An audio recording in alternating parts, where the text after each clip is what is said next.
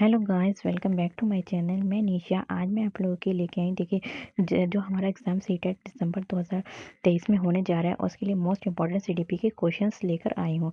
ये क्वेश्चंस वो क्वेश्चंस हैं जो हमारे एग्ज़ाम में पूछे जा चुके हैं। ये सभी क्वेश्चन जितने भी मैंने क्वेश्चंस कराए हैं, ये सभी पीवाईक्यूज़ हैं जो हमारे एग्ज़ाम में पूछे जा चुके हैं। और देखिए, सीटेट में ऐसा होता है कि सारे क्वेश्चंस जो होते हैं वो रिपीट होते रहते हैं। आपको पता चल जाता है कि किस तरीके के क्वेश्चंस आते हैं। जिन लोगों ने इससे पहले की वीडियोज़ नहीं देखी हैं, पेपर फर्स्ट और पेपर सेकंड दोनों की इस पे तैयारी चल रही है, तो आप लोग अच्छे से कर सकते हैं। तो चलिए स्टार्ट करते हैं। तो क्वेश्चन नंबर हमारा फर्स्ट है, कह रहे हैं कि जो अभिप्रेरणा यानी जो मोटिवेशन है, तो अभिप्रेरणा के सिद्धांतों के अनुसार एक शिक्षक डैश के द्वारा सीखने को संवर्धित कर सकता है। कह रहे हैं कि जो अभिप्रेरणा के सिद्धांतों के अनुसार जो मोटिवेशन के सिद्धांत है, उनके अनुसार जो एक शिक्षक है, एक टीचर डैश के द्वारा सीखने को संवर्धित कर सकता है। किसको संवर्धित कर सकता है? विद्यार्थियों से वास्तविक अपेक्षाएं रखने, किससे? विद्यार्थियों से अपेक्षित वास्तविक अपेक्षाएं रखने के द्वारा सीखने को क्या कर सकता है? संवर्धित कर सकता है, संवर्धित कर सकता है। नेक्स्ट हमारा क्वेश्चन है, क्वेश्चन नंबर 2 है, कह रहे हैं कि जो विकास विकास क्या होता है? हमारा जो डेवलपमेंट होता है वो शुरू होता है। तो विकास जो शुरू होता है वो कब से शुरू होता है? हमारा प्रसव पूर्व अवस्था से शुरू होता है। कब से शुरू होता है? प्रसव पूर्व अवस्था से। देखिए, शीघ्र मानसिक विकास को समझने के लिए मनोवैज्ञानिक ने बताया है कि इसमें विकास प्रसव के 4 माह पहले शुरू हो जाता है। जैसे प्रसव बच्चे का जब जन्म होता है, तो क्या होता है? प्रसव पूर्व, बच्चे के जन्म से पहले जो प्रसव पूर्व अवस्था होती है, उसमें जो होता है बच्चे का क्या होता है? डेवलपमेंट होना शुरू हो जाता है। ये मुख्यतः 3 चरणों में होता है। सबसे पहले क्या होता है? कीटाणु मन जो होता है, फिर भ्रूण अवस्था होती है, फिर क्या होता है? भ्रूण चरण होता है। नेक्स्ट हमारा क्वेश्चन है, क्वेश्चन नंबर 3 है, कह रहे हैं कि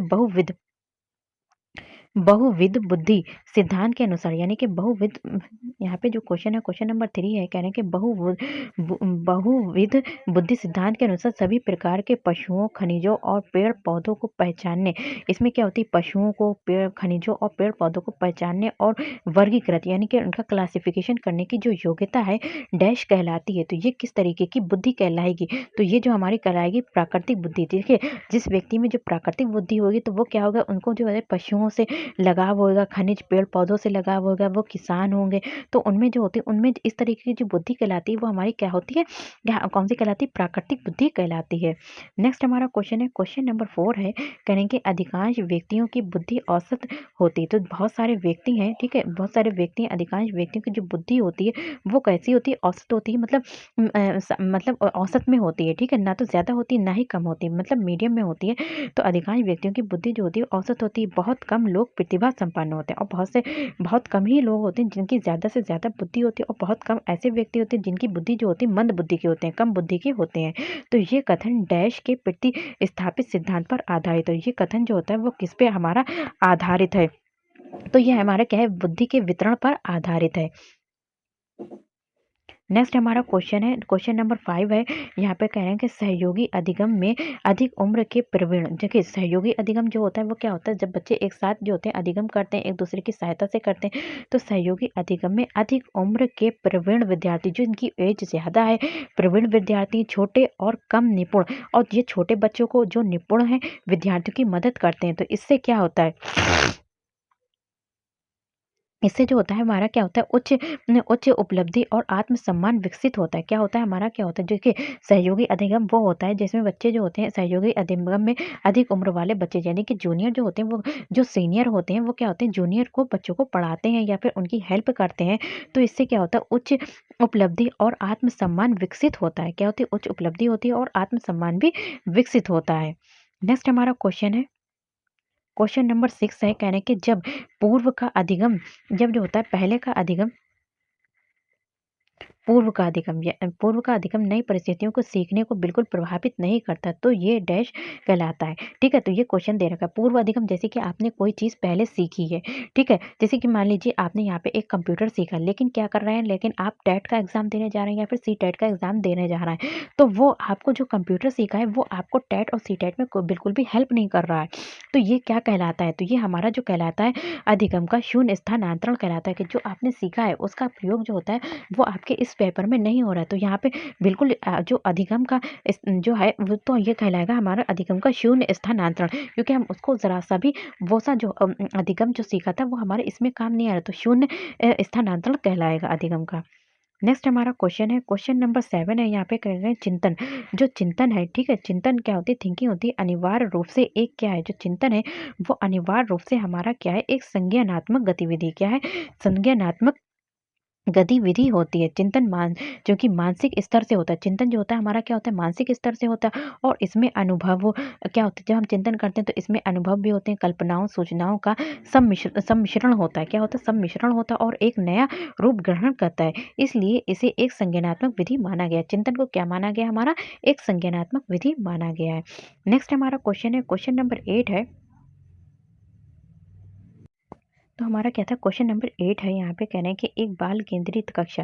देखिए, बाल केंद्रित कक्षा होती है जिसमें बच्चे को पॉइंट सेंटर बनाकर हम शिक्षा देते हैं कि बच्चे किस तरीके की, बच्चे को बीच में रखकर बच्चे को सेंटर मानकर हमें उसके अनुसार ही शिक्षा देते हैं। तो कह रहे हैं जो बाल केंद्रित कक्षा है, क्लासरूम है, उसमें बच्चे समानता सीखते हैं। ज़्यादातर बच्चे जो सीखते हैं वो कैसे सीखते हैं, व्यक्तिगत रूप से सीखते हैं। नेक्स्ट हमारा क्वेश्चन है, क्वेश्चन नंबर 9 है, यहाँ पे कह रहे हैं कि पियाजे पियाजे के अधिगम के पियाजे के अधिगम के संज्ञानात्मक सिद्धांत। पियाजे ने कौन सा सिद्धांत दिया था, हमारा संज्ञानात्मक विकास का सिद्धांत दिया था। किसका दिया था, हमारा संज्ञानात्मक विकास का सिद्धांत दिया था। पियाजे के अधिगम के संज्ञानात्मक सिद्धांत के अनुसार वो प्रक्रिया जिसके द्वारा संज्ञानात्मक संरचना को संशोधित किया जा सकता है, क्या है, तो पियाजे के अनुसार पियाजे की वो प्रक्रिया जिसके द्वारा संज्ञानात्मक संरचना को क्या किया जाता है, संशोधित किया जाता है। तो डैश कहलाती, क्या कहलाती है, हमारी क्या कहलाती, स्कीमा कहलाती, क्या कहलाती, स्कीमा कहलाती है।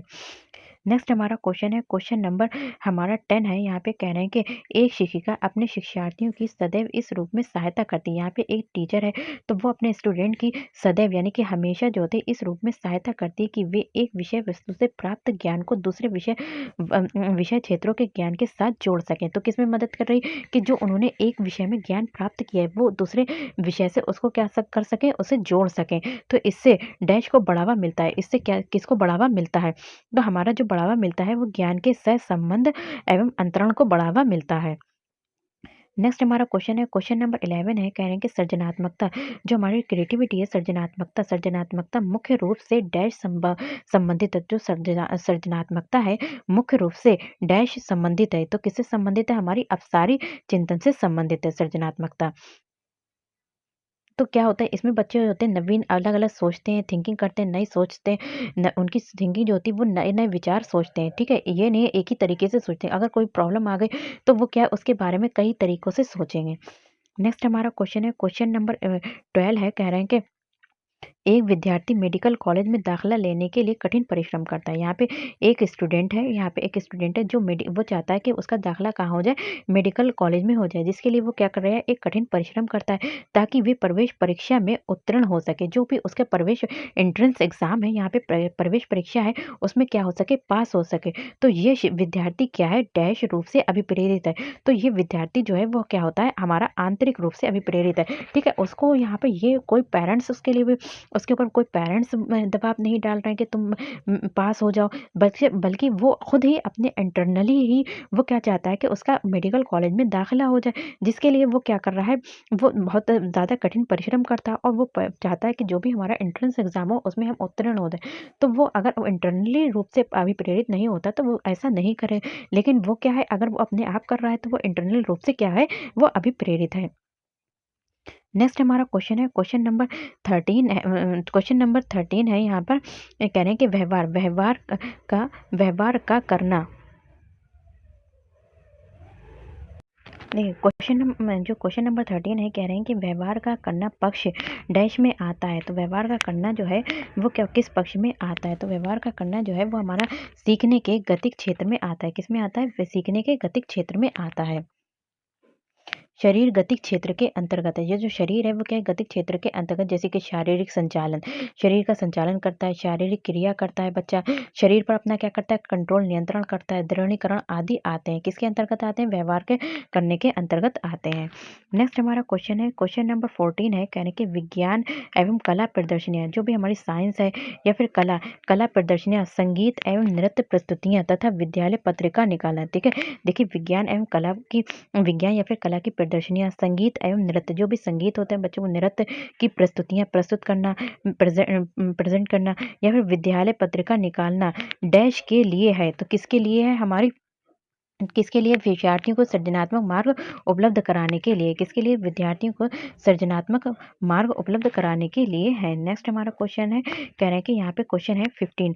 एक शिक्षिका अपने शिक्षार्थियों के अनेक तरह की सामूहिक गतिविधियों में व्यस्त रहती है। तो एक शिक्षिका यहाँ पे एक टीचर है जो अपने शिक्षार्थियों के अनेक तरह के सामूहिक गतिविधियों में वो चाहती है कि उनके जो बच्चे हैं वो समूह में तो एक शिक्षिका है यहाँ पे अपने शिक्षार्थियों के अनेक तरह के सामूहिक गतिविधियों में व्यस्त रहती है। बच्चों को वो क्या करती है? समूह में एक्टिविटीज़ कराती है, तो उसमें क्या होती है? व्यस्त रहती है। जैसे समूह चर्चा करना, जैसे समूह में ग्रुप में चर्चा करना, समूह परियोजनाएँ करना, भूमिका निर्वाह आदि करना। तो ये सीखने के किस आयाम को उजागर करता है? तो ये सीखने के किस आयाम को जो है वो हमारा क्या करता है? उजागर करता है। तो सामाजिक गतिविधि के रूप में अधिगम को, क्योंकि बच्चे जो होते हैं समाज में गतिविधियाँ करते हैं और उसके द्वारा ही क्या कर रहे हैं? अपने अधिगम कर रहे हैं। तो ये क्या करता है? उसको उजागर करता है। तो वीडियो पसंद आए तो like share subscribe my channel. Thank you. Have a nice day.